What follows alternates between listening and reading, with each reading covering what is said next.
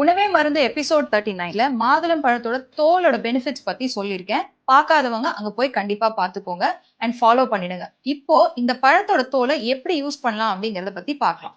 Very simple. நம்ம பழத்தை எடுத்ததுக்கு அப்புறம் தோலை டிஸ்கார்ட் பண்ணாம அதை எடுத்து வெயில்ல நல்லா காய வைங்க. காய வச்சதுக்கு அப்புறம் பவுடர் பண்ணிட்டு அதை ஒரு ஏர்டைட் கண்டெய்னர்ல ஸ்டோர் பண்ணிக்கோங்க. டெய்லி காலையில and night call teaspoon approximately ஒரு 10 மில்லிகிராம்ஸ் அதிகபட்சம் நீங்க யூஸ் பண்ணிக்கலாம்.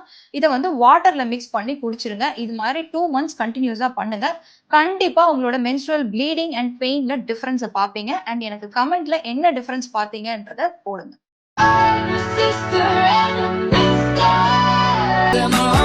Take control of yourself.